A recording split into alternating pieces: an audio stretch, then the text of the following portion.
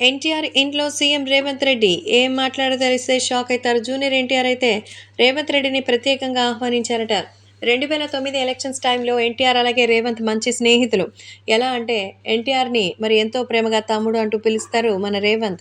అలాగే ఆ టైంలో తెలుగుదేశం పార్టీ కోసం వేరే లెవెల్‌లో అయితే స్పీచ్‌లు ఇస్తున్న సమయంలో తనకి పక్కనే ఉంటూ మంచినీళ్ళ సౌకర్యాన్ని అందించి తనని చాలా జాగ్రత్తగా చూసుకునే వ్యక్తి. అంతేకాకుండా ఇప్పుడు ప్రతి ఒక్క విషయంలో అయితే రేవంత్ రెడ్డి అలాగే ఇంకా జూనియర్ ఎన్టీఆర్ గురించి అప్పట్లో వార్తలు చాలా వెల్లువైంది.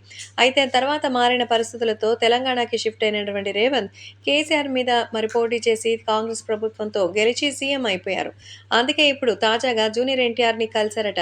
జూనియర్ ఎన్టీఆరే తను సీఎం అయిన పక్షంలో ఆయన్ని బ్లెస్ చేయడానికి అంతేకాకుండా ఆయనకి సంబంధించిన ప్రతి విషయంలో శుభాకాంక్షలు అందించడానికే ఇన్వైట్ చేసినట్టుగా తెలుస్తోంది. ఏకంగా జూనియర్ ఎన్టీఆర్ ఇంట్లోనే ఈ సమావేశాన్ని నిర్వహించారట.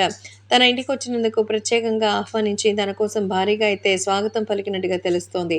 కాబట్టి ఇప్పుడు ఈ విషయాలు సైతం సోషల్ మీడియాలో సైతం వైరల్‌గా మారుతోంది. ఏది ఏమైనా అభిమానులు కూడా ఈ విషయం తెలుసుకొని ఎంతగానో ఆనందంగా ఉన్నారు. ఎందుకంటే జూనియర్ ఎన్టీఆర్ తన ఫ్యామిలీ విషయాల్లో ఎలాగైతే ఉంటారో అలాగే తన ఫ్యామిలీ అనుకున్న వాళ్ళ విషయాలతోనూ అంతే టచ్‌లో ఉంటారు.